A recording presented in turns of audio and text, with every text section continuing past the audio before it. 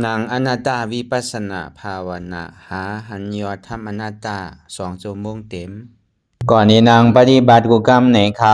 พร้อมกันไว้สาเยตนา3 เจ้าก่อนพุทธังที่พุทธาเจ้านั้น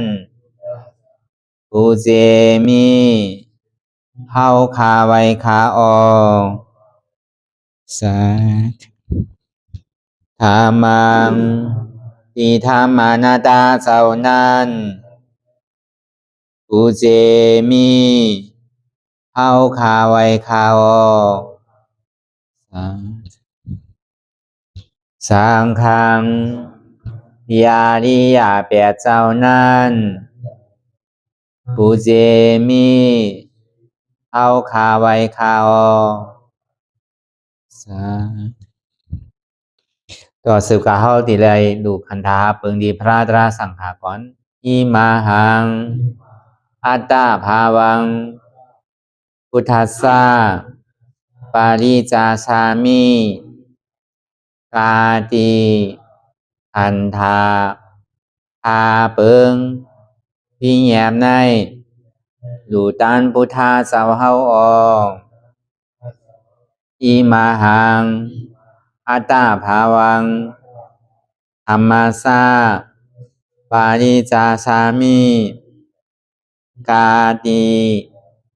อันธาพาเปิงพี่แยมในดูตันธรรมะเจ้าเฮาออกอิมาหังอัตตาภาวังสังคัสสะปาริจาสามิกาติอันธาพาเปิงพี่แยมในดูตันอาริยสังขารเจ้าเฮาออกต่อสิกว่าเฮาก็อ่อนกันเนาะผู้หลวงที่ปุญญาก็ปันโตอริยเจ้ากุเจ้าก่อนอริยเจ้ากุเจ้าค่ะในยามเมื่อไหร่ก็ดีอันข้าวอ่ำหูเสเลตั้งกามลงสามเปิงไหลวนพิษไหลลาพิษไหลเหตุพินมาเจอนานแค่นดอปดปล่อยวางความบันขาวเขาอย่าให้เป็นอันตรายลงอันเหตุตามาโผนิปานันสกันติคโนมโนกัมมังวสีกัมมังกายกัมมังแสมมุเรวนพิศลาปิตัวเอพิมาติอาริยะเจ้าภูเจ้าสวรรค์พ้นความไม่ถินไม่ใช่นำกองการนั้นขินในยามในจึงข้าวก็บินเสียสมมาเขาปวุนทีวิสิตาธรรมะตังโดอาริยะเจ้าเขาภูเจ้าสวรรค์พ้นความไม่ถินไม่ใช่นำกองการนั้นขินในยามในจึงสังวาเจ้าเขาภูเจ้าภูบายอกิเขาภูก็ภูโกนแสมมุเรวนพิศลาปิตัวเอพิมาติตนตัวสาวตั้งหลังนั่นในสังพยามมุโยนั่นในสังในก็ภูสังเป็นอันตรายเหตุมรรคผลนิพพานเจ้าไหวใส่ให้ทัศนานสีภาวตระปันยาได้เป็นอันตรายให้จำมาผลนิพพานตอนนี้กว่าวันตามเมื่อตาเฮจงกันอาหันทุกข้าทุกข้าเป็นอนัตตาเยาเดียวอนัตตาตาเปอัตตาที่วิจิกิสาเกลียสานั่นเลยมดสิ่งเก่งหายกว่าในภาวะสัตว์ในอังแผงมันคือเลยห้าไหวผลยันห้าขามปุยนิพพานก็เย็นขันภัยสกรรมหลวยตาเนาะสาธุở đang sơn này có hao nàng khả cảnh cụt khả quả tháp tảng khả sai có lại ẩm nắn khả sai tháp tảng khả quả này có lạiมือสองcòn tảngไว้เหนือตักก็ยาวไว้ตัวสื่ออย่าไปเคียงป้นตีหนาอย่าไปอย่าไปหย่อนย่านป้นตีหนาพอเอาเคียงป้นตีหนาเนี่ยก็มันจังกันจังสันเคียงหนาเนี่ยก็สติมันอ่อนโหหย่อนย่านนั่นเนี่ยก็สมาธิอ่อนโหสมาธิอ่อนโหนั่นเนี่ยมันใครรับใครนอนพอเขาย่อนตัวนั่นเนี่ยก็ใจเขาก็หย่อนจ้อมพอเขาเคียงตัวนั่นเนี่ยก็ใจเขาก็เคียงจ้อมก็นั้นเนี่ยมัชฌิมาปฏิปทาเนี่ยเป็นเส้นตั้งสายกลาง เส้นตั้งสายกลางในเนี่ยเป็นเส้นตั้งสองเนี่ยเป็นเส้นตั้งปิญญาคือเอาญาณปิญญาอ่อนโหเพราะว่าศาสนาพุทธะเจ้าเนี่ยเป็นปิญญาอ่อนโหเพราะนั้นเขาเป็นดูคักพระราเป็นเจ้าและขยังจังกว่าจอมพุทธะคำพระราเป็นเจ้านั่นเองก็ดีไรเยืองเอาพอสั่งกำสอนแหละที่พระราเป็นเจ้าเขาสอกหาอะไรมาเนี่ยสั่งพระราสวักกามหาสวักกาเขาสอกมาอะไรนั่นเลยสั่งปกติสวักกาเลยอริยะเขาเจ้านั่นสอกมาอะไรนั่นเลยสั่งเนี่ยก็ดีไรยังจอมเส้นตั้งสายกลางเพราะว่าเส้นตั้งสายกลางนั่นเนี่ยอำเคียงนะอำย่านนะอันนี้ก็ว่าเลยลองการไว้วางตัววางใจเข้ากันเคียงหย่อนยันทำใจว่าลาเป็นเจ้าลาดูรู้มันเคียงอย่าไปเคียงนาเนี่ยเพราะนางตะลาเนี่ยเจี๊ยบก้นขึ้นเมยแก้นมากกว่าขึ้นบันแลโดดเคียงก้นนาหรอกใช่เพราะเวลานั้นเนี่ยอธิษฐานของเขาก็รู้ไปแล้วอธิษฐานเขามันมีเหมือนเขาอย่างหนึ่งเสื้อหนึ่งลองเหตุการณ์อย่างก็ย่อเพราะเขามีขอยังงานเนี่ยมันมีเป้าหมายมันก็มีเย้าอีกบอกเฮ็ดอยู่ผู้ซึ่งเฮ็ดอยู่ก็เฮียงเต้ก็ผู้นะบาการโลกะบาการโลกุตละพอเฮียงก็เห็นพอถึงดีถึงตั้งทำเต้เนี่ยมันโกภัยว่ะอย่าไปกลัวมันดีสุดดีเสียงอันเขาเผาอยู่กูวันเนี่ยเขาเผาอันนั้นเรียนมันเป็นอันแก๊กมันนั่นอันมันอยู่จอมคำนั่นอันเปิ้นเอาล่อคำเลยสังดอนแก๊กมันใส่เข้าไปในคำนั้นเลยสังใช่ไหมเขาเผามันแปลนมันจะได้คำเจ็ดคำจังมันมันจะได้เป็นคำเจ็ดอะไรก็เผาก็มันเจ็ดนั่นน่ะต้องว่าคำเจ็ดนี่มันกูไพ่ว่ะก่อนนั้นใจเฮาตัวเฮาในก็ไว้ใจเหมือนนั้นก้ำก่อนจังว่าลำลองหรือเพื่อนนั่นก็การนั้นเฮาดีอย่างหนึ่งเสื้อหนึ่งรองนั่นเองก็เฮาก็ดีได้มีขอเยียงอ่านนั่นน่ะดีได้มีเป้าหมายนั่นน่ะเฮาอย่างก็เห็นกว่ากาวากาเป็นเฮ็ดกว่ากาวากาเป็นด้วยกาเป้าหมายมานี่อันเฮาดีไรในนี่เฮาเฮ็ดนานสังเกตนี่ก็เฮาผู้เพราะเวนั้นนี่ก็เอาใจเฮาว่าดีๆน่ะเพราะเวนั้นซ้อมใจเฮาเอาดีๆนั่นก็เบิ่อันเฮามาเฮ็ดการลานี่แต่ว่าซ้อมใจเฮาต้องคัดใจคัดอันที่มันยามมันมืดมันเกยที่มันคร้านมันหย่อนมันย้านซั่นน่ะรอผ้าป่นตี้ป่นต่างป่นเลอหนาซั่นน่ะอยู่ก็เต็มปากเขาที่คะแลงเพราะตันนั้นตันเด้อเนี่ยการรอผ้าเฮานั้นเพราะว่านั้นในรอผ้าเนี่ยมันมีมือเติกให้พอกว่าบ่ได้เอารองตั้งรอผ้าว่าเนี่ยเพิ่นมีเอาว่าเพิ่นป้อมป้อคะแลอยู่ติอันนั้นอิ่มเติกเนี่ยขุนเมืองอันว่านี่เป็นหือเนี่ยขุนเมืองเนี่ยพระเป็นเจ้าฮ้อมาในพุทธประวัติศาสตร์น่ะขุนเมืองในนี่ให้มีอาณาให้มีอำนาจอาณาพอมีอาณาอำนาจอาณาอำนาจแล้วนี่ก็ให้มีเงินมีคำพอมีเงินมีคำแล้วนี่ก็ให้มีปัญญาตั้งหูตั้งหมอพอมีปัญญาตั้งหูตั้งหมอแล้วนี่ก็มั่นใจตับซึกเจ้าเก่านั่นแหละซึกเจ้าเก่านั่นติเพตื่นเอาเก็บซึกเอาที่กันเอาซึกเอาที่กันย่อก็นั่นแหละที่ได้แผ่นดินเมืองนั้นถึงกว้างใหญ่ทางเหนือในทางอย่าไปว่าตีเจียบเพปันเปิ้นเตอยังใครไรนำเลยในทางก่อนมาคุณเมืองทางว่าเป็นไรยังใครกัดตึกต่อต่างวันต่างเมื่อขึ้นมาเป็นแผ่นดินวันเมืองเสาเก่าก่อนว่าอย่าไปว่าใครปันเปิ้นคุณเมืองอันวันใจว่าขุนเมืองตีไรเหมือนกันเสียงๆว่ะเพราะว่าเป็นเมียวขุนเมืองเนี่ยนั่นก็นั่งเลยตัวเจ้าเก่าในตีไรอุดตั้งในโลกกำพาเนี่ยตั้งในสี่กุลกันว่ะมองปองในอุบโลกกำพาก็ไม่ไปป้อเตอว่ะใครอุบถึงสี่กุลก่อนว่ะสังเป็นไรเนี่ยใครกับอุบถึงเมืองผีบุ่นก่อนว่ะก็เดี๋ยวความอยากอะไรใครเป็นของกุลในรอบก้าวาเนี่ยอย่าไปวันในเมืองในโขงในเตอก่อนอย่าไปวันในโลกกำพาในเตอ ต้องอย่างเนื้อเลือเนื้อลาวยังใครอู้ใครหิมกันอ้วนกว่าเนื้อเลือเนื้อลาวก็พอถึงเมืองผีบุญน่ะก็ใครเป็นคุณทางหนังเก่าใครอู้เปิงที่นั่นหนังเก่า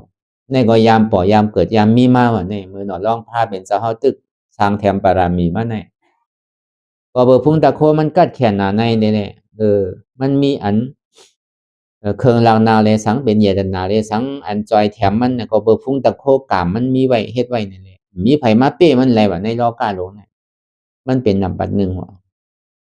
เป้ยกาอยู่มาจามเป้ยกาจามเป้ยมาซ้ำอิ่มนังก็ว่ะเป็นคุณโลกกำผามมีไผมาเป็นอย่างสู่สิต้าเนี่ยก็อะโลในเมืองรอกาหลงนี่มีคันไหนก็ห้าลองเปียวลองมนลองเสื้อนี่อันเข้มอันคึกอันตอนเลยนี่มีทั้งในโลกเขานี่มีคันไหนก็ห้ามีข่าวเนี่ยพ้องเมืองมันว่าปงหน้าอันเขาหมอไปตังอันเขายุ่มผียุ่มช้างเส้นนั้นอันเข้มเนี่ยเมืองรอกาหลงนี่มีของเจ้าเขาก็มีพุ่งตะโครู้เจ้าเขาใครเมืองอุก็ยังไรก่อนนั่นเมืองผีเนี่ย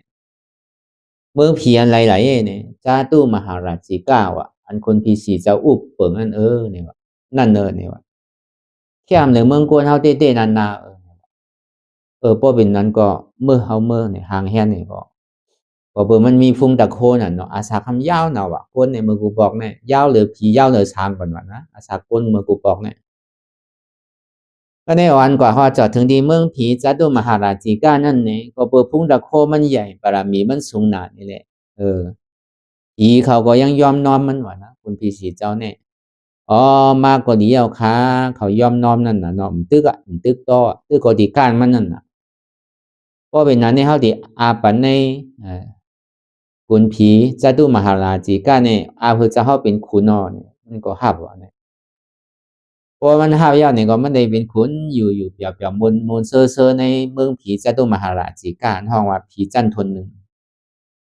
เฮ็ดกว่าเฮ็ดมาซ้ำอิ่มว่าก็เนี่ยไปเปรียวเด้แคมเลยในทั้งมีทั้งเนี่ยอันแคมเลยในเมืองผีจัตุมหาราชิกาเนี่ยมีเอาฮะมีข่าวอันแคมในเมืองในเนี่ยอันอยู่ตั้งเหนือข่าวนั่นอ่อนห้องว่าเมืองตาว่าติ่งสาวเมืองจันผีทนซองว่าเพราะวันนั้นเมื่อเขาอ่อนกันเมื่อก็อ่างหางเฮียนที่กับตึกอย่างเก่าก็กาคุณผีก็หู้น่ะน้องเป้มันไหลโลก็เบิดพุ่งประดำมีมันใหญ่หนาหนอร้องเช้าเนี่ยก็วัดกว่าถึงดีเมืองผีจันทนสองห้องว่าติ่งสายอย่างนี้ก็คุณผีเนี่ยอาปันมันครึ่งนึงว่ะในเมืองผีทนสองนั่นอาผือมันเฮ็ดขุนในครึ่งนึงว่ะก็ในพออยู่กว่าในคุณผีเขาเนี่ยตายกว่าตายเอาเกิดเจ้าตายเนี่ยมีกว่า30ปลายเจ้าอ่ะมันก็ย่ำไปตายเลยว่ะอาสากลเอามือกูบอกในก็มึงไงนั่นก็มันจ้างนับคับอะไรวะนะอาสากลมือกูบอกใน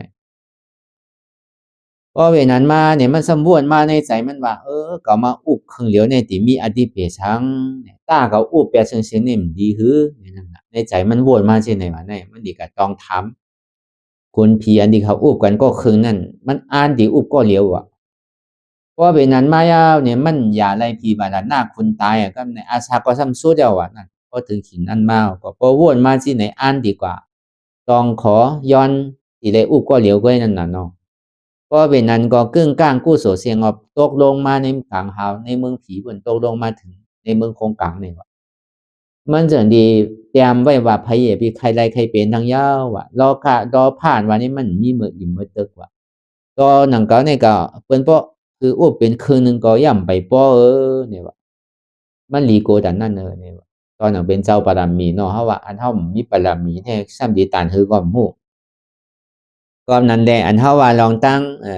ใจรอผ้านั่นมันหลีโกนานวันนั้นก็เบอร์มันเป็นตัวต่อของกิเลสาเนี่ยก็เบอร์หนึ่งรอผ้าตอซาโมหะมานะเตที่อัตตาดิที่วิจิกิสาเนี่ยกุจาเนี่ย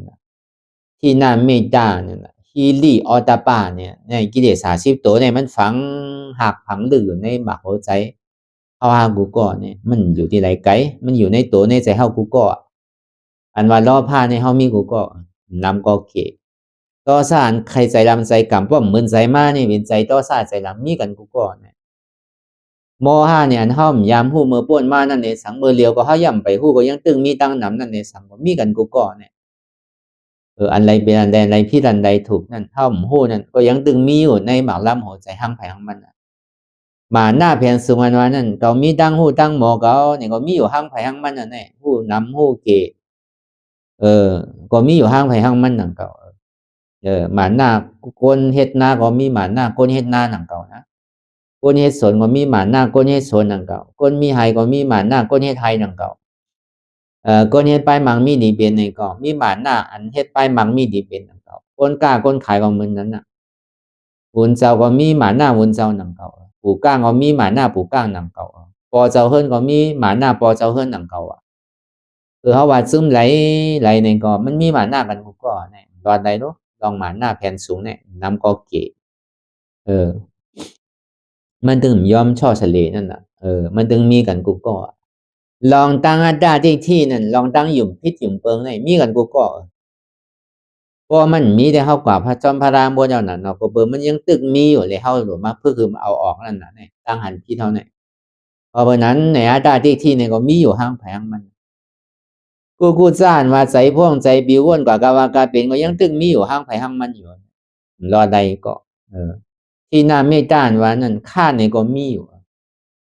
ลองตั้งข้านลองตั้งหย่อนยันลองตั้งขี้ข้านจะไหนก็มีอยู่ห้างไผห้างมันนำก็เก๋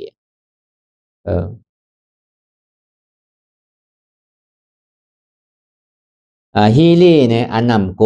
ออดาป้าอันนำอายนี่ก็มีอยู่บางบอกเนี่ยเพราะเขาที่เหตุการณ์อันบ่สั่งถูกในเลยเฮาว่าห้อมลาดอกเสดานี่ก็ใจเดียนเฮาว่นอยู่นั่นน่ะบางปอก็ม่วนเฮาถามว่าไผติ่มฮู้เฮาถามว่ามันติ่มมีไผฮู้จอมเฮาเยอะนี่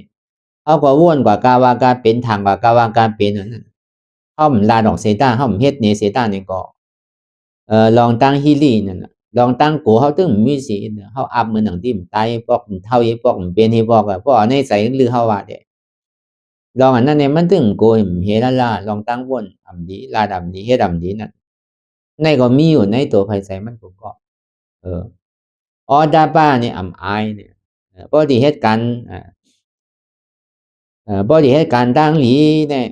ซ้ำอายซ้ำกลัวบ่ได้เฮ็ดลองตั้งเมือกอันว่นดีต่อเปิ้นรัดดีต่อเปิ้นซะแหน่เฮ็ดอำดีต่อเปิ้นนั่นนี่ซ้ำผู้อายนั่นก็คนเอานี่ก็นำก็เกมันมีในตัวในใจเฮาเนี่ยคือการบางปอกก็มันพัดลาดออกบางปอกก็มันพัดเฮ็ดหนีคือการว่นแต่มันถึงว่นกว่ากาวากาเป็นอันมันว่นพิษว่นเปิงนี่มันถึงมีกันกูก็ก็เบิ่นนั่นน่ะในกิเลสศาสตร์ที่มันผังหักไว้ลึกยังเข้ากว่าจังลาดมันน่ะตั้งยาวตั้งดึกมันเฮาสมาพึกตาที่ถอดมันออกลองตั้งที่มันเป็นอยู่มีอยู่มันติ่มหรือป่นด้นเดอกว่ามีมือเติกมือสุดมือเสียงมีขอบมีเหรียญนั่นครับบ่ได้ตาหักมันในหึงปอดโดนก็แค้นเหลือเสียมันที่หยังลงที่ติ๊กน่ะเนาะมันอย่างลงในภาวะศาสตร์ในก็ภาวะศาสตร์ตั้งหนามันในสัมติอย่างลงทางตั้งถอนถอดออกไรเพราะมีลายถอดออกมันไรนี่ก็มันก็ดีอย่างลงที่นั่นน่ะ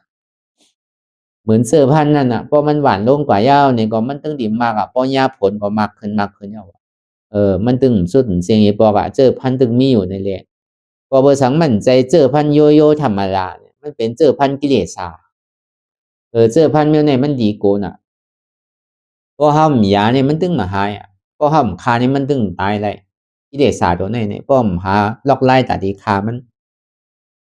ตาดีคุดมันออกนั่นเฮ็ดซื่อก็คุดไล่นั่นก็ก็เบื่อมันหนำป่วนตีป่วนหรือป่วนตั้งน่ะโหนาหลงใหญ่มันมีเป็น10ก้อนน่ะที่มันแวดล้อมเฮาไว้เนี่ยที่มันอยู่จ้อมตัวจ้อมใจเฮาไว้อยู่กินข้าวยำเนี่ยเฮาซ้ำก้อเหลียวในตาดีก็ต่อตึก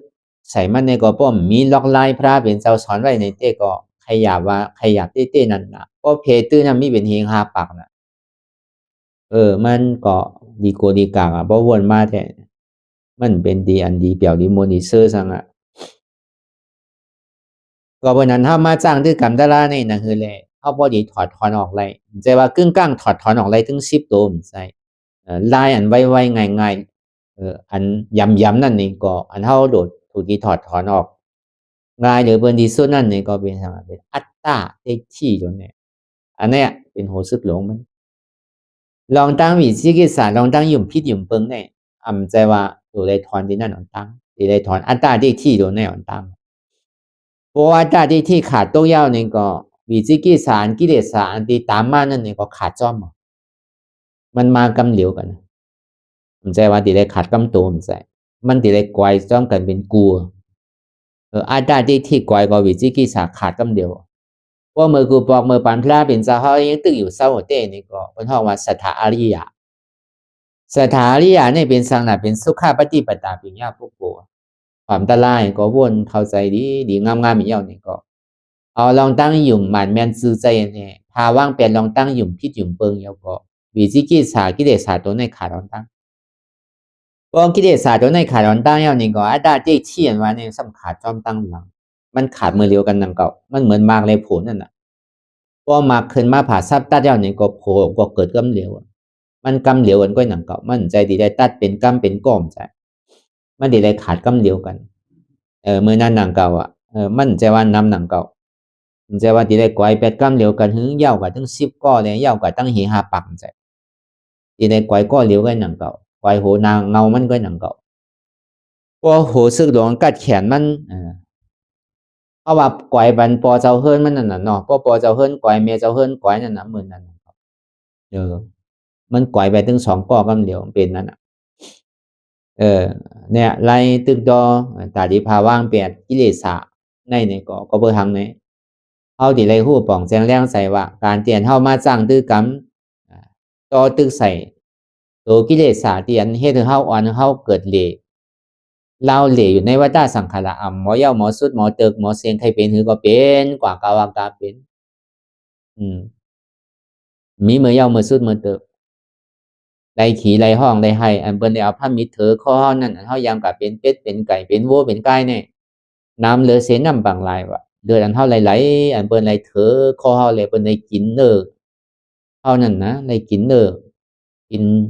ตัวเฮานั่นเนี่ยพอดีเอามาแตกในน้ำเหลือเสน้ำบางลายก่อนตั้งน้ำมันเฮาไหลตายย้อนเปิ้นเอาผ้ามิดเถอข้อเฮาเนี่ยพอดีว่าอันเฮาไหลให้ไหลห้องนั่นเนี่ยซ้ำน้ำเหลือสังนั่นก็น้ำเหลือเสน้ำบางลายนำเก่าอันเฮาไหลใจดีเลยไหลให้ไหลสังอันใจจ้าเลยไหลให้ไหลสังเนี่ยอันเฮาบ่ใจเหมือนใจเลยเฮาบ่ไหลห้องไหลให้ย้อนมันนั่นได้สังก็เมื่อนั้นนำเก่าว่านั่นพอดีมาแจกนึงในน้ำเหลือเสน้ำบางลายก่อนอันนี้มันเป็นตราอันไรล่ะนี่มันเป็นตราเจ้าติสาสมณีมันเจ้าในว่าด้วยในยิ้มเขาลูกหนึ่งนี่แหละมันก็วนถ้าสางด้วยในน้ำมันสมอยู่จำน้ำเนี่ยมันจะนิวนเป็นติสาสมณีเป็นปันดิตาสมณีก็มั่วเป็นเจ้ายาหันตาเทศขบมันนะใช่พอมันวนที่นั้นก็พวกกล่อมป้วนเยื่นจ้างตื้มกำหือออกป้วนม่วนดอดในภาวะจันในซึ่งเขาที่ได้ตายลองตั้งตายนั่นในเมื่อหนังเป็นเอาผ้ามีดมาเถอข้อก่อนในเดือดเตียนมันไหลลงเนี่ยยังตึกตีนนำเลยเสียนำปังหลายที่เขาหันอยู่มือเหลียวในก่อนนั่นก็อันก็เลยให้เลยห้องมาเนี่ยซ้ำขึ้นตีนนำเลยเสียนนำในหนังก่อนก็เบอร์เอาในเป็นหัวคอตะล่าเนี่ยคือเกิดสังวิกาตะล่านั่นก็เบอร์มือมันกว่าตึกกว่าจ้างตะล่าใหม่ๆเตียนบานไก่เวียงนั่นก็เบอร์ชื่อเสียงมันลื่นหลังหนาในเนี่ยก็เบอร์มันทำสงดูสงตันก็เบอร์มันมาเตะปฏิสันติเตียนตะกะของเจ้าสารีวุตตลาดนั่นมันก็อ่อนตั้งเนี่ยมันยามเป็นปู่หน้าเป็นปู่ของเป็นลุงของเจ้าสารีวุตตลาดก็คือมันเป็นสัตเทเก่าก็คือไหว้มันมาเนี่ยมันมีเงินเนี่ยเอาผ่านไปเอาผ่านไปก็เจ้าสารีวุตตลาดเนี่ยใครก็ช้อนเมื่อไรก็มันสั่นเป็นคนขอคนย้อนไหวเลยเปิ้นก็โตเตะปันมันก็โตเตะกินในอิ่มต้องมันไงวะมันก็มีเจตนาใครดูใครต้านอยู่มันก็ฮู้ว่าเจ้าสารีวุตตลาดเนี่ยใครมาช็อตมันนี่แหละมันก็มีพักหลีพักหวานในรูปันให้บอกว่าก็เจ้าสารีวุตตลาดมาเมื่อไรเนี่ยก็ไม่อยากไปเสริงเนี่ยก็เฮ็ดเหมือนพันเนี่ยจังให้ถือน่ะเนาะ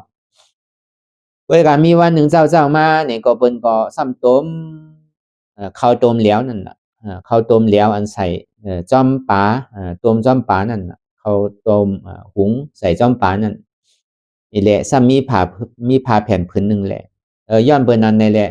เอารองตั้งอันไหนแหละมันก็ว่าโอ้ก็นี่ก็ไหลพาก็ไหลเอาอะเขานี่ก็เก่าก็ไหลเอาอะนี่กำเนี่ยมันสั่งถูกอะเขาก็แค้มน่ะมันเหมือนได้นี่ข้าวต้มแล้วเนี่ยเราดีนั่นดูไอ้ก่อนนี่ก็เปิ้นเก่านี่พานั่นก็เปิ้นเก่าเลยกินของเก่าออมหาอันใหม่เนี่ยย้อนเปิ้นนั่นแหละ ก็เลยมาตุกขาเนี่ยกำในแต่เกาที่ยกหลูมันก็เป็นล้านเกาอันห้องว่าเจ้าสารีวุตระก็อันเป็นปีกว่าของพระเป็นเสาในก่อนเพราะเจ้าสารีวุตระมาซุ่งมาเย่านี่ก็มันก็แนดเอาเข้าตัวมันนั่นน่ะกระถอกใส่สปิดเจ้าสารีวุตระเพราะถอกเข้าครึ่งนึงเย่านี่ก็เจ้าสารีวุตระเนี่ยเอามือยกไอ้ป้อยก่อนเนี่ยครึ่งเนี่ยมือไว้กินเนี่ยลุงเขาไว้กินเลยมันกินปุนตาก็เหลียวก็คารูเดี๋ยวปีย่าตั้งดูคารอเนี่ยว่าข้าใครรู้เสียงมันตากินก็เหลียวกันเนี่ยมันจะกินใน2ก็คารูเนี่ยว่ามันก่อนนะสถามันติมดูใส่ก็ใส่เลยเพราะว่าใส่ก็มันก็เลยมันพอดีมีปีที่พอดีส้มนั่นนี่ก็มันก็กิน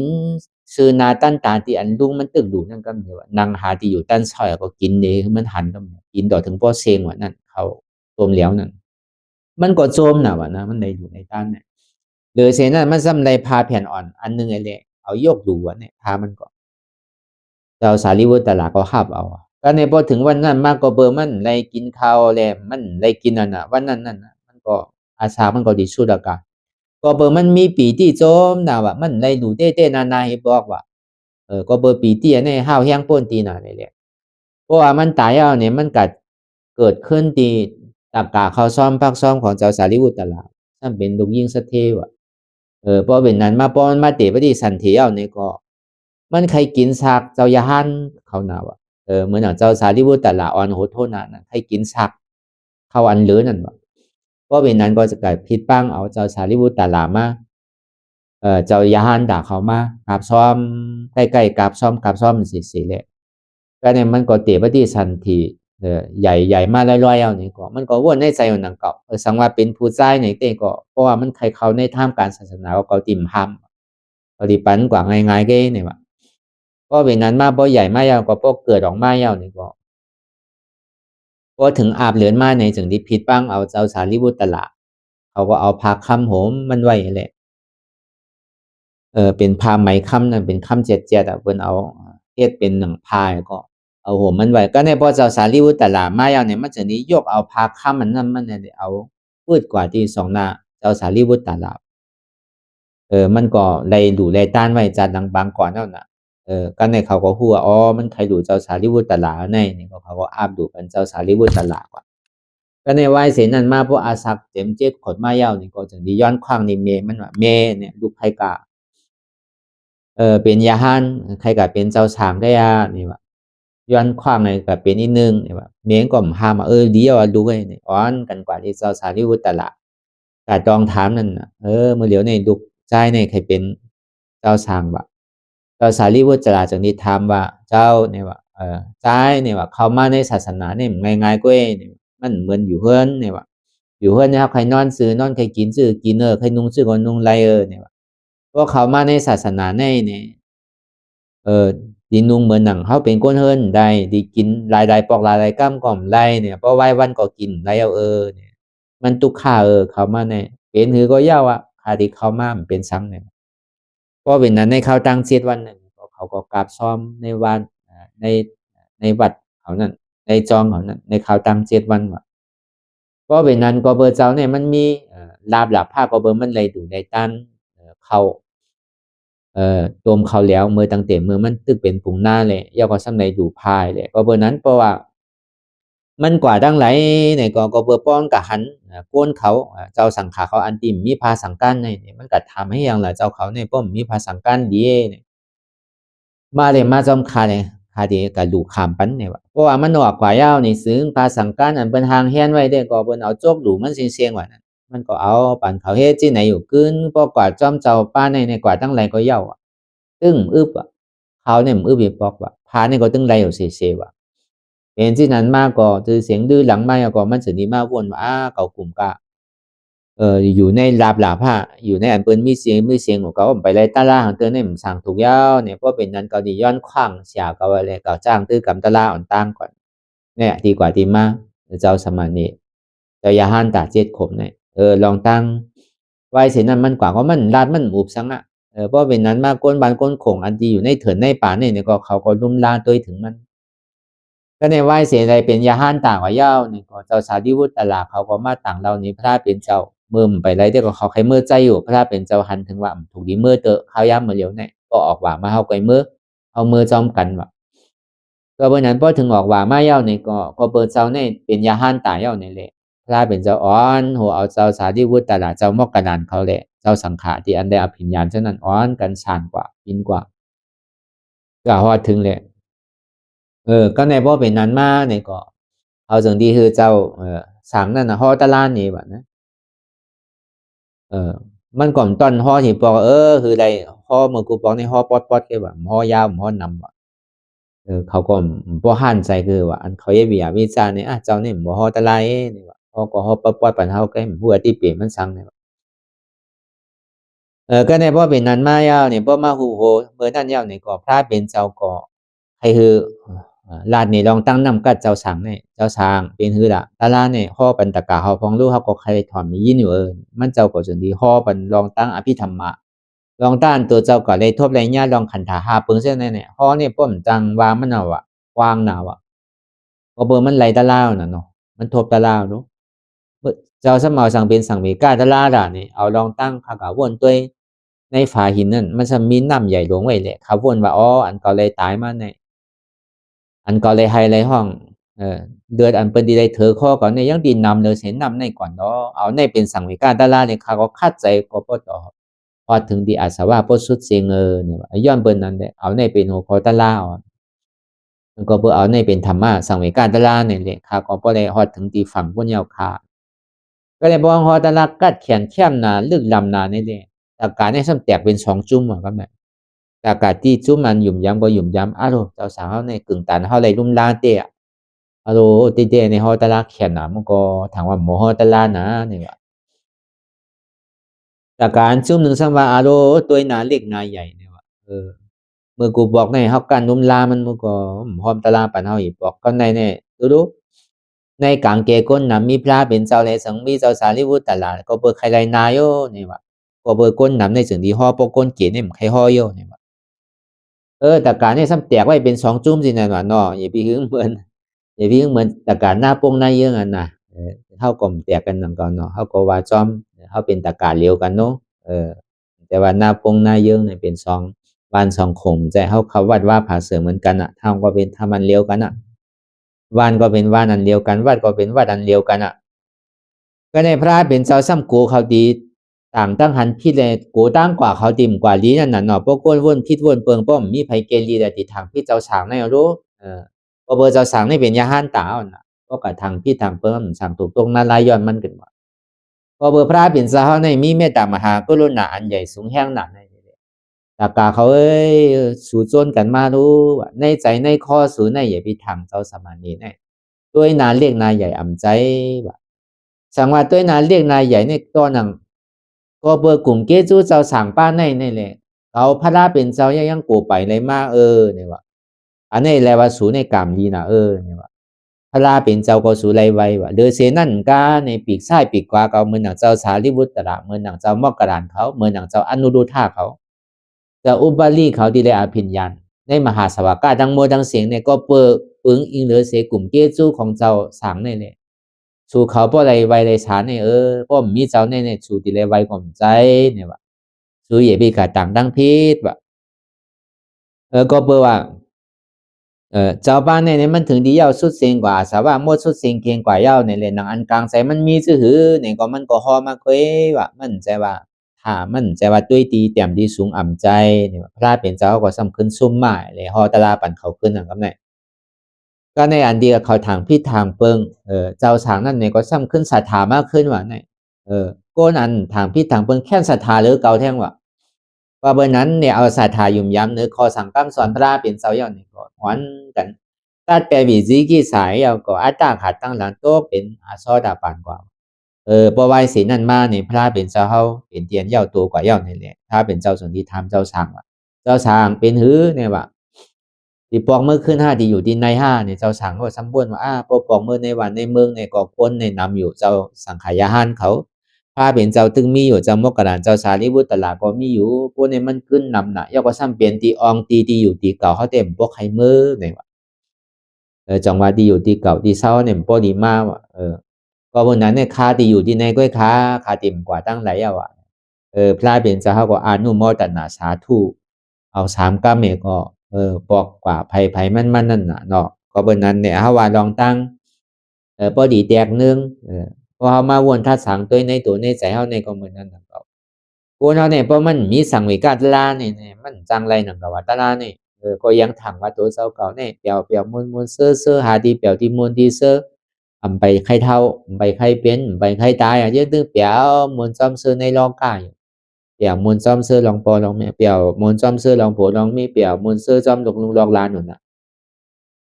มันอิ่มมันยังตึกใครเกิดโดยที่ดีกว่านั่นยังตึกโจมเกิดโจมตายโดยที่ดีกว่า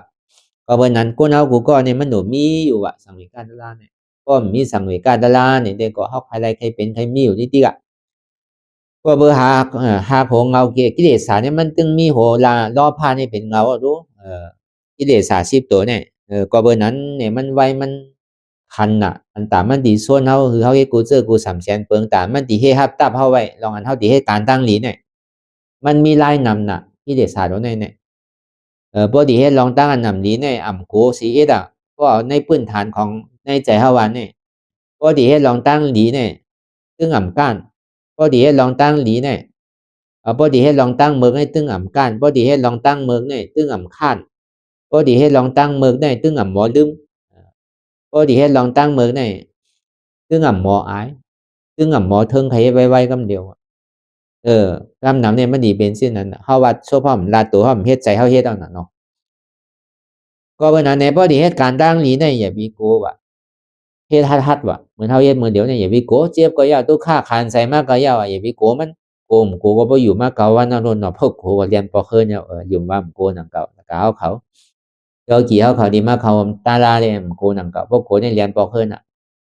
ก็เปิ้มโกเนี่ยยังตึกมาอยู่ยังตึกอยู่น่ะเนาะมันก็ดีข้างว่าอารมณ์คืนมาหรือทำในก็สูงน่ะชั้นไหนเพื่อกับวันไหนนึงพอเฮ็ดก็ให้มาซ้ำใครมาที่เดือแสพอเบอร์มันกัดเย็นมันยินเสียงโอนเสียงมอแม่อย่างนั้นเนาะมันก็เย็นมันหนีไว้โดนในทำในหูเนี่ยก็เบอร์อยู่ว่ามันกูนังเก่าจ่องที่ฮัดมาจ่องที่ฮัดนังเนี่ยก้าเนี่ยก็เลยก็อยู่ว่าก้าเนี่ยก็เนี่ยก็เลยก็ชัดเช็ดปอกเฮิรนก็เลยก็นักปอกเฮิรนนู่นเนี่ยก็ว่าอยู่ย้ำว่าก็ก้านังเก่าเนาะข้านังเก่านู่นเนี่ยวันไหนวันนั้นบางปอกหิงต่อยเอาเนี่ยบางปอกมันตั้งต่อยเนี่ยพอมาหัวหลอนตั้งอ่ะนะบอกว่ามันข้านังเก่าว่าเนาะบางทีบางตั้งเนี่ยมันใจต่อยหิงก็กระโจตีลูกมาง่ายบางปอกพอมาถึงอันนี้ปอกให้ป้วนขิงกว่าบางปอกพอป้วนกว่า5 มินิ 10 มินิก็มีเข้าหมู่บ้านที่ในหนังเก่าบางทีนี่มันหมอเป็นก็ในพอมาปงตลาเนี่ยเหมือนเฮาอ่อนนางตลาเหมือนเดียวบางก่อนนี่มันเทิงหนักกระโจตีขึ้นมาเนี่ยลูกลายมันนำหนักก็เข้าห้องน้ำก็เฮ็ดไตเฮ็ดเนื้ออุบไตเอ็บเนื้อมันเทิงหนักกระโจดีมาให้การตลาดเนี่ยสั่งมันลอยมันใบสีอิดที่ไหนก็หมอมีอันนี้เพราะว่ามาอ่อนนางตลาดเขาซ้ำตัวนั่นนี่เพราะมันมาเจที่ห้อมไปจังอ่อนเด้อลูกบางพอเขามานางตลาดเนี่ยมอกนาลีที่เต้ได้มันหล่นนางบอกจ้านเขานางกว่าเนี่ยหันเขาไว้พระราอย่างเย็บร้อยกว่าเพราะเขานางเขาเนี่ยมันหนุนเป็นจ้าน1 โมงเขาวัน1 โมงก็ต่อถึงไร3 โมงกับบางปอเนี่ยมันใจเนาะก็เปิดเข้ามาเทิงนี่แหละมันไข่เหลืออีด1 โมงต่อถึง10 มินิได้เนี่ยก็ได้พอถึงเมื่อเขาปอมาเนี่ยซ้ำปอ3 โมง10 มินิเหมือนในขืนไว้แห้งนิดหนึ่งไข่ป่นเดือดนิดหนึ่งเนี่ยเมื่อเขาเตะจ้านนางในคอมลาดเมื่อเขาตีนางในคอมลาดคอมด้วยน่ะดีเนี่ยถ้าคิดเลขใกล้เป็นพอเข้ากับด้วยเนี่ยพอต่อยหิงมาเนี่ยลูก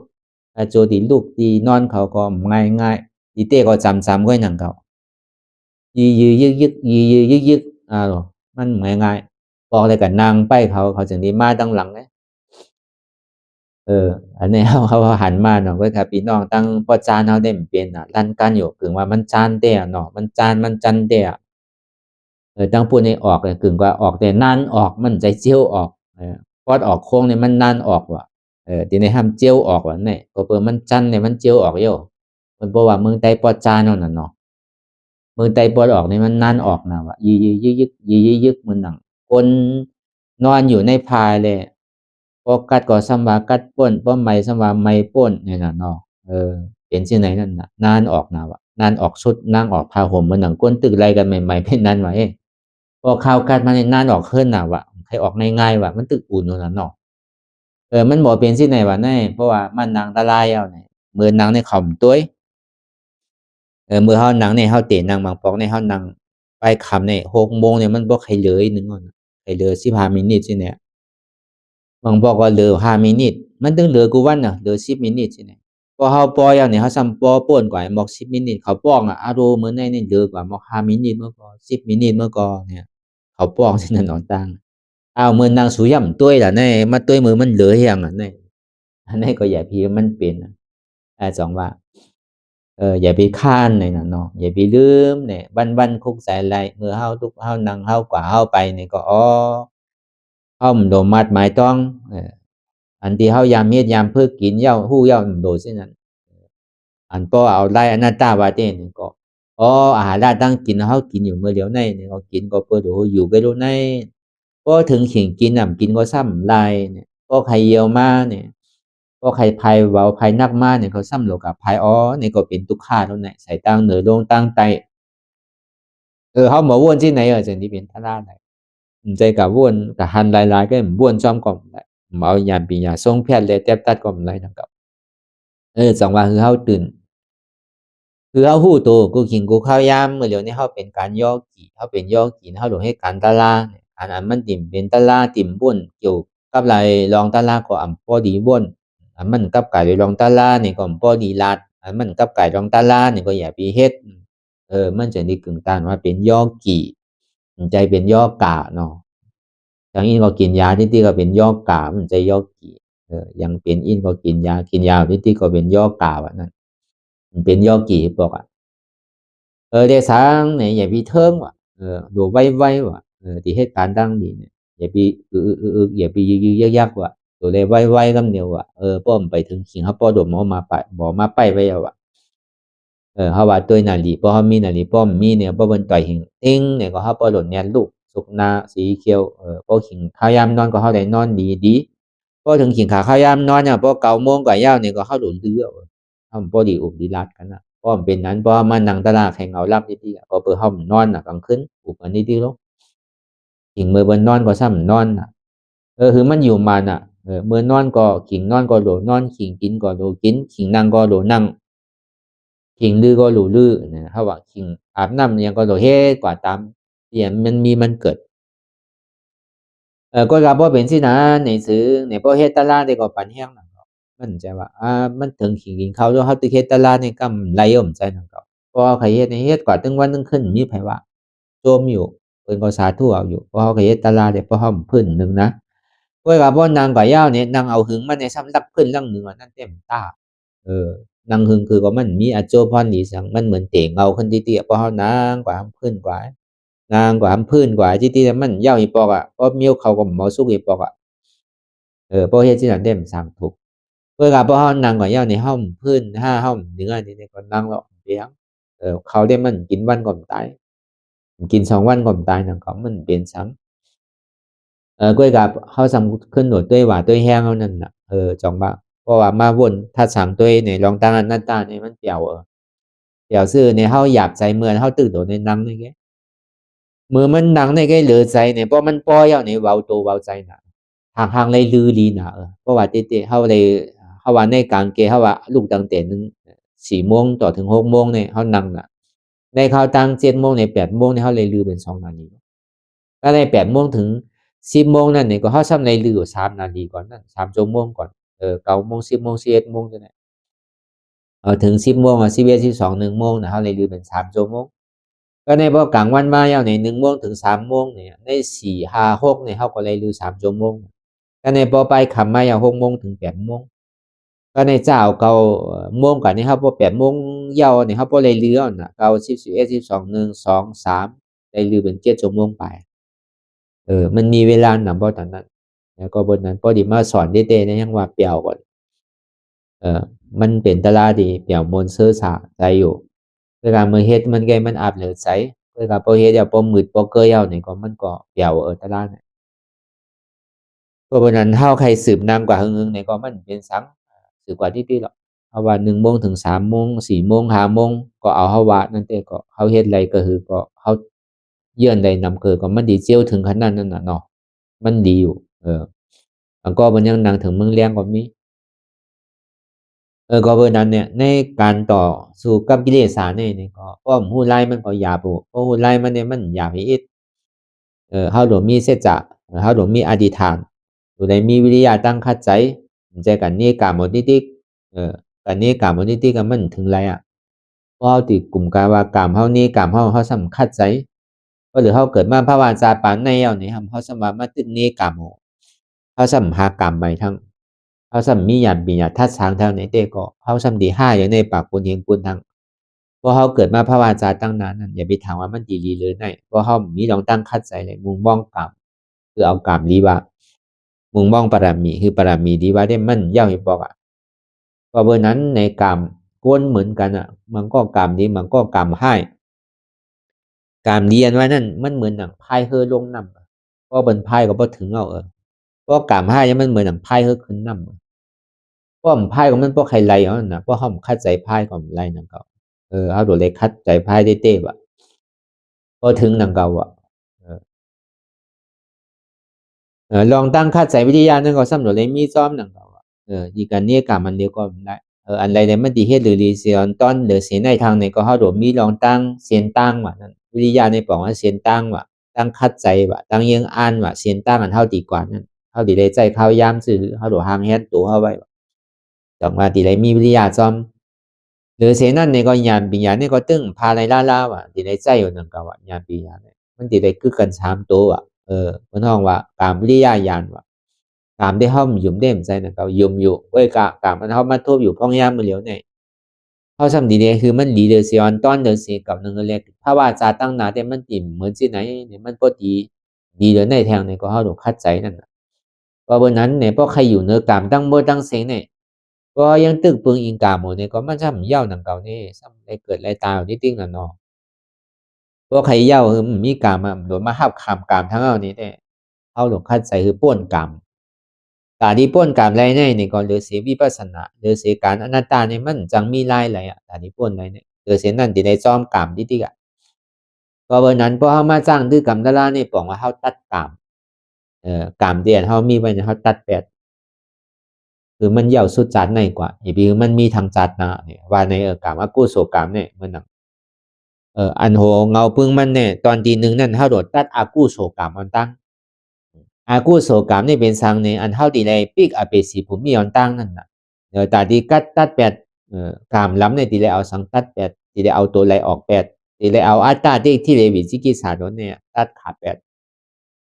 พวกเอาตัวเนี่ยตัดขาดแปดแล้วนี่ก็อากุศลกรรมมันว่าได้ก็เกิดมาภาวะจาตั้งนาได้ดีมันได้ครับจังว่าภาวะจาปานในเพราะว่ามันยังตึงมีก็ที่ได้ใจอยู่นังเก่าที่ได้ขามอยู่นังเก่าเพราะว่าตั้งหลังเฮาเฮ็ดสังไว้เฮาฮู้รู้ไว้กับภาวะจาตั้งนาได้นี่ก็เต็มได้กว่าได้รับขามากามในอเปสีภูมิก็ติ่มได้มาเตปฏิสันติในเมืองโครงการก็ติ่มได้มาเตปฏิสันติทั้งเอากว่าฮอดถึงเมืองผีพุ่นอันในกึ่งตานั้นเฮายากกามเต้กวนเฮาในป้อกามดีได้มันขยาเนาะ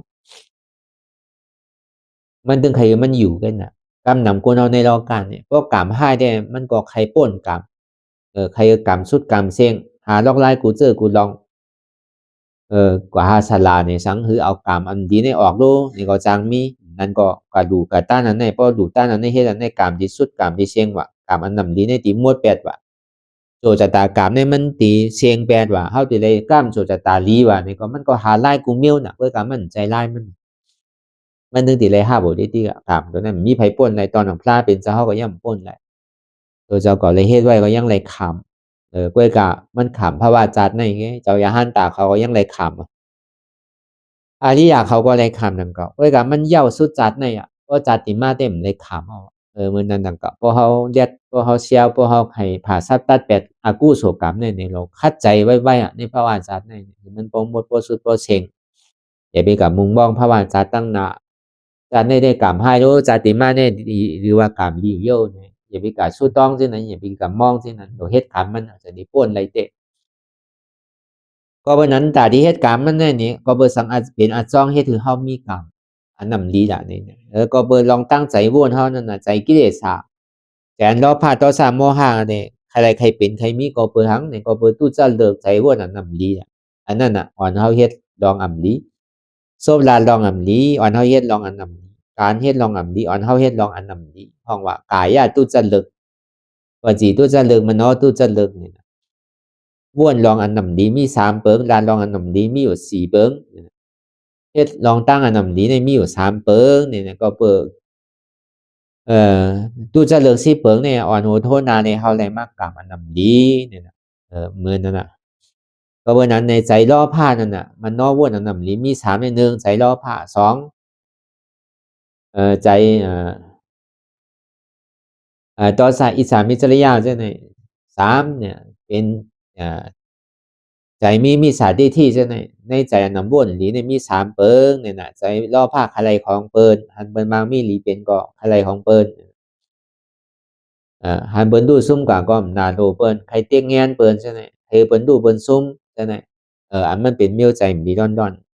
มียมเฮ็ดหลีไรดีเฮ็ดให้ไรให้ในเมืองนี่ป่านเมืองผีเมืองสังมีเมืองนาลายอันว่าเนี่ยมีเป็นหยอกเป็นแดนเท่ากันเนี่ยลองตั้งวนนำลีตัวนี้มีอยู่3อันเพราะมันอยู่ได้มันก็เฮ็ดลองตั้งเมืองก็เบิ่งมันอยู่เนี่ยมันเฮ็ดมันอยู่มามันมีน่ะเมืองผีเมืองโกนเนี่ยเมืองสังเมืองนี่ป่านเนี่ยเมืองนาลายอันว่าเนี่ยมันอยู่ก็เฮ็ดดีไรดีเฮ็ดให้ไรให้มันอยู่ตามก็เบอร์ใจโดนเนี่ยมันเฮ็ดหือเฮาเลยขำลองอากุโศกรรมนั่นน่ะอันนี้ก็เปิงหนึ่งเนี่ย2มาเนี่ยลองลาดอันนั้นดี4เปิงเนี่ยลาดกำ8กำเดี๋ยวนี้เปิ้นบ่ได้รู้ได้ซุ่มเป็นหมื่นเป็นแสนเป็นล้านเปิ้นบ่ได้ให้ได้ห้องเปิ้นบ่ได้ฆ่าตัวตายแฮมตัวตายย้อนมันอันนี้บอกว่าลองตั้งลาด8ล้านเหรียญเนี่ย1 2ลาดความค้าขายคือเปิ้นบ่ได้ผิดได้แผกคือเปิ้นบ่ได้จังกันคือเปิ้นบ่ได้ฆ่าได้แฮมกันจังได๋อันนี้ก็2 3มาลาดกำหายกำจามเสียงกำใจก้วยกะเสียงใจป้อได้ลาดแล้วก็เปิ้นป้อมเย็นหูเย็นใจเปิ้นป้อใจตกย้อนมันเปิ้นป้อใจมันดีย้อนมันจังได๋ก็เปิ้นลาดต่อชาว่ะลาดปลาจอมกำต่อชาว่ะอันนี้ก็มันดีว่ะก็ในสีมาในลาดกำเล่นกำล้อมมีนำมีโตลองตั้งลาดำลีมี4เปิงเนี่ยว่ะก็ในลองตั้งเฮ็ดดำลีเนี่ยมี3เปิงว่ะเอากายาเฮ็ดเอาเนี่ยเอาตัวเฮาเฮ็ดเอาเนี่ย1เอาตัวใจมันตายว่ะจังได๋2นี่รักเอาโคของเปิ้นว่า3กดผัวกดเมียเปิ้นว่าจังได๋บ่เบิกการตุจะเลิก10เปิง10ปานนี่อ่อนเฮาก็ตกอาเปียสิปุ่มมีอ่อนเฮาเลยมาขามมือเหลียวเฮาเลยเฮ็ดสังไว้นี่ก็เบออาจ้องวันหลังเฮาเลยเฮ็ดไว้นี่แหละเฮาก็เลยมาขามเพราะว่าเฮาได้รู้ได้ซุ่มเตรียมเปิ้น8เหรียญเฮากว่านี่ก็เบอเฮายาม8เหรียญเปิ้นมาเฮาก็เลยซุ่มเฮายามเฮ็ดเปิ้นมาก็เฮาก็เลยซุ่มนั่นในภาวะจัดนี่ก็เบอสังนี่เฮายามแปะเปิ้นเหรียญเฮายามหลักยามเดินเปิ้นมานี่เฮาเกิดมาภาวะจัดนี่ก็มีเงินเหมือนเปิ้นนี่ย้อนสังนี่ก็เบอเฮายามหลักเปิ้นจัดหลังปางก่อนเฮาจึงได้เกิดมาภาวะจัดนี่มีเงินมีคำเหมือนเปิ้นก็เบอเฮายามหลักยามเดินเปิ้นมาอันเฮายาม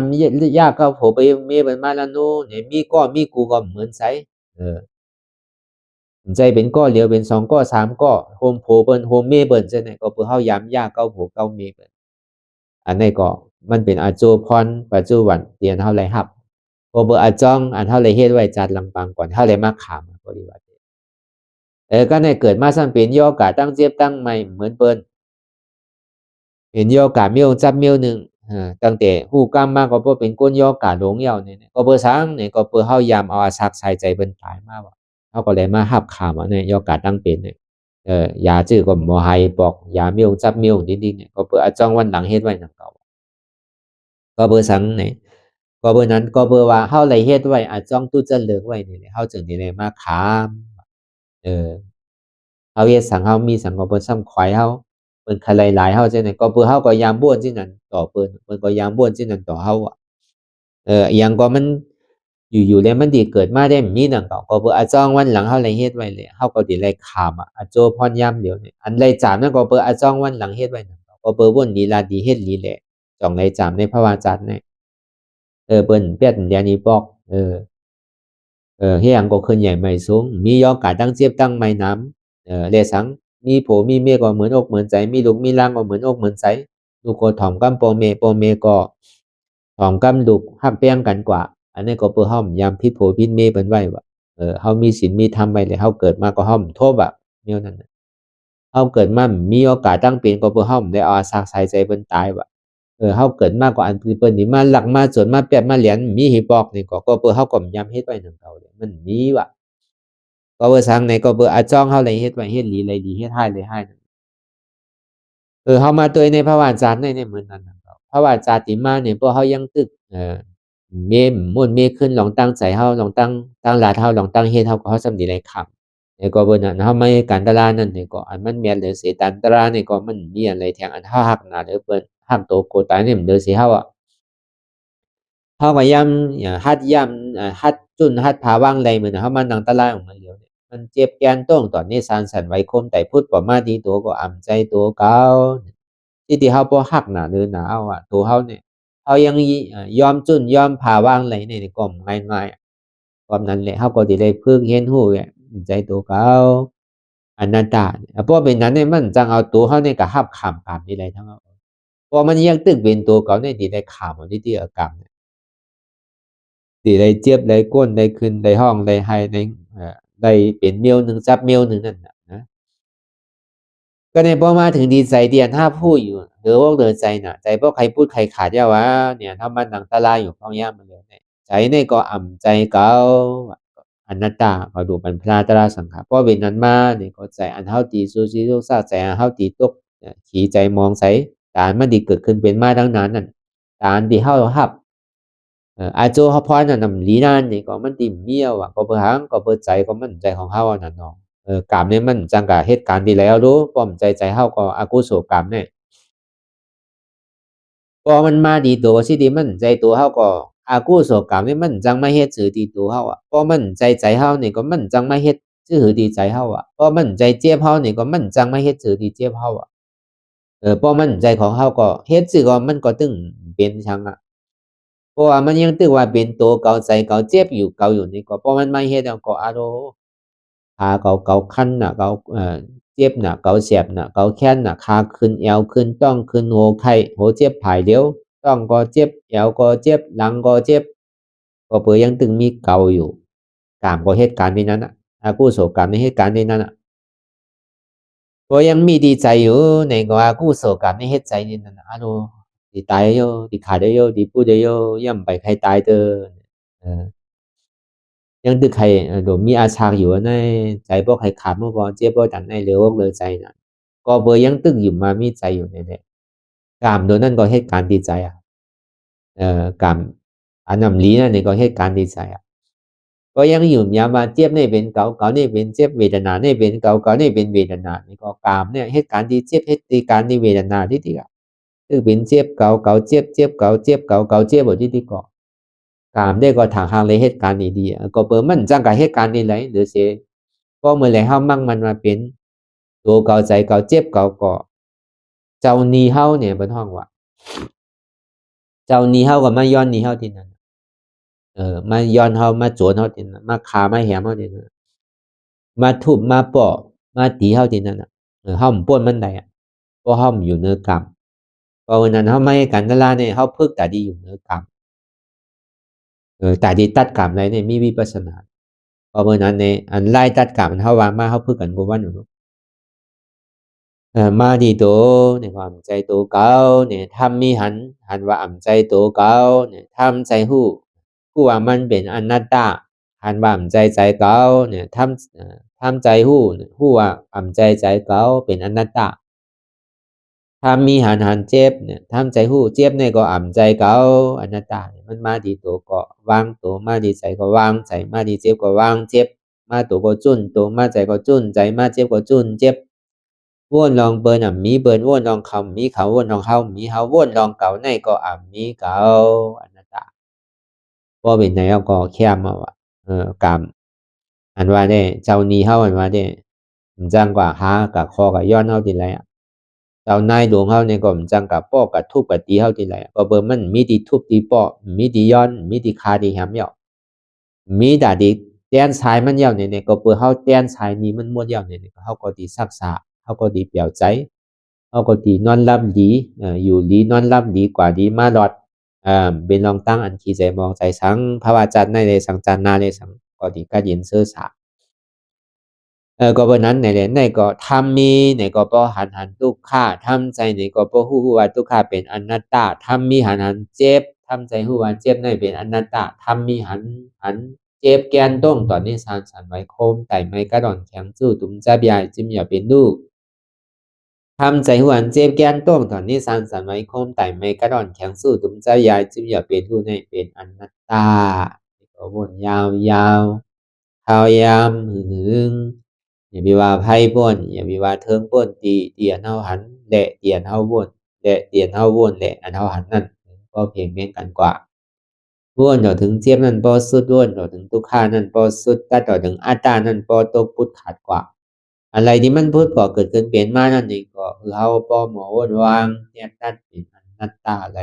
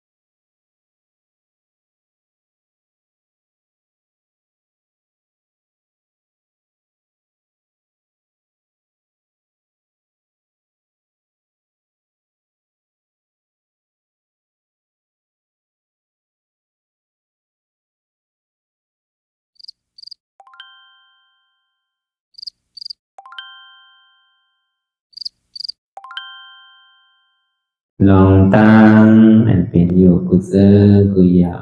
ย้ายข้องคำไว้ที่ใส่หูถอดถอนออกที่ใส่หูมันออกเสียงก่อนสภาวะอะไรก็ดีลองตั้งอะไรก็ดีอันเกิดขึ้นมาที่อยู่ตัวที่ใส่ที่เจี๊ยบสนั่นถอดถอนออกที่ใส่หูมันออกเสียงสภาวะยุคธาตุสี่เปิงสนั่นเจ็บเทียนโตกอดเนตรสานสั่นไหวโคมไต่ไม่กัดอ่อนแข็งสู้ตุนทรัพยายจึงอยากเปลี่ยนดูสภาวะยุคธาตุสี่เปิงสนั่นตีหนังธาตุกว่าผู้ทรัพย์ตีอัตตากว่ายึดว่ามีโตมีใสมีเจ็บสนั่นเอาบ่วางเป็นอนัตตาไหลลองแสนพ่องดิวอยู่อันเฮาว่นลึกว่นเลยอยู่เป็นเดิมเป็นลาวอยู่ซึ่งในสาวถอดถอนออกตีใส่หูมันออกเสียงก่อนยอมกึดยอมออกยอมลงอันเฮ็ดให้เฮายินดียินให้เสื่อมอารมณ์เสื่อมถึงใสถึงคอไว้ตีมันยืดไว้ตีมันเป็นทุกขานั้นควรปล่อยวางออกที่ใส่หูมันออกเสียงก่อนลองเสื้อเป็นทุกข้าเลยลองย้อนถึงใสหลายๆอย่างมันเกิดขึ้นมาตีตัวตีใสตีเจียบสนั่นควรวางย่อเสียงก่อนก่อยค่ายย้ายลายหนึ่งพื้น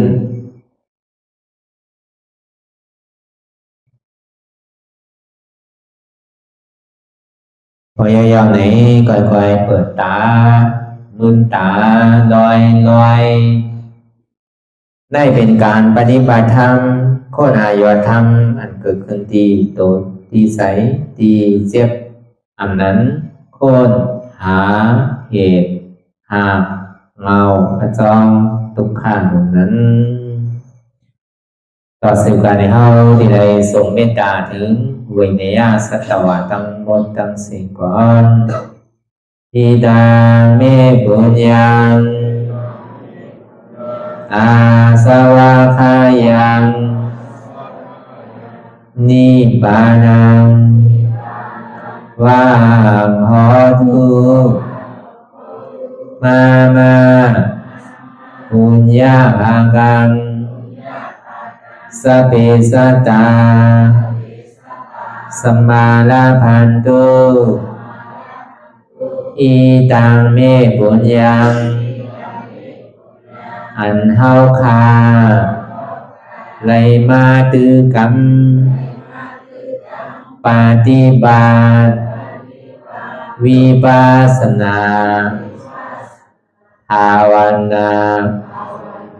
หาอันยอดธรรมอนัตตาในอา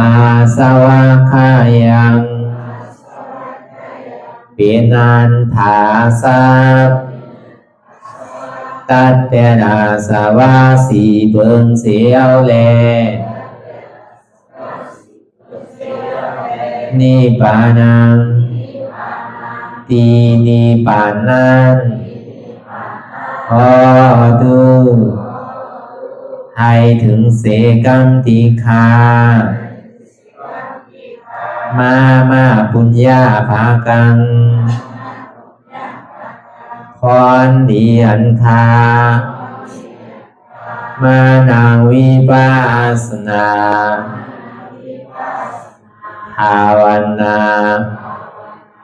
ทรงยืนปันสเปสัตตานังเอวปอเมสลาญาติกาดึงเคเจอเคได้ก็แลจากว่าสัตวาทั้งสิ่งทั้งดวงนั้นสมาลาพันตุอะไรพรดีนำกันตั้งเฮาคา ตังสิงสกัมติคาโนสาธุสาธุสาธุ ต่อสิกว่าเขาอ่อนกันนับหัวหลวงที่คุณยาก็ปันโตอริยเปเจ้ากูเจ้าก่อนอริยเจ้ากูเจ้าค่ะในยามเมื่อไหร่ก็ดีอันข้าวอ่ำหูเสเลตั้งกามลงสามเปิงไหลวนพิษไหลลาดพิษ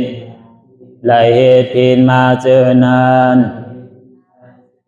แค้นดอกปดไหววาง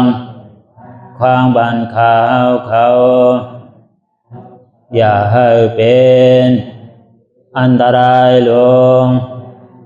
อันเหตุมาโผนิปานันสกัมติคาโน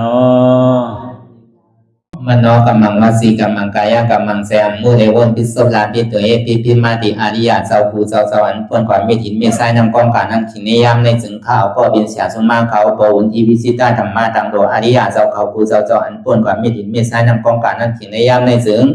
สังวาเจ้าเขาภูเจ้าภูบายกิเขาภูก็ภูคนแสมมุเรวนพิศลาปิตัวเอพิมาติตนตัวสาวตั้งหลังนั่นในสังพยามโยนั่นในสังในก็ภูสังเป็นอันตรายเหตุมาโผนิปานเจ้าไหวใส่ให้ทัศนานสีภาวตระปันยาได้เป็นอันตรายให้จำมาผลนี้ปันตอนนี้กว่าวันตามเมื่อตาเฮจงกันหาหันทุกข้าทุกข้าเป็นอนัตตาเยาเดียวอนัตตาตาเปอัตตาติวิจิกิสาเกลียสารนั่นเลยมดสิ่งเก่งหายกว่าในภาวะสัตว์ในอังแผงมันคือเลยห้าไหวผลยันห้าขามปุยนิปันก็เย็นขันภัยสกัมรวยตาเนาะสาธุสาธุ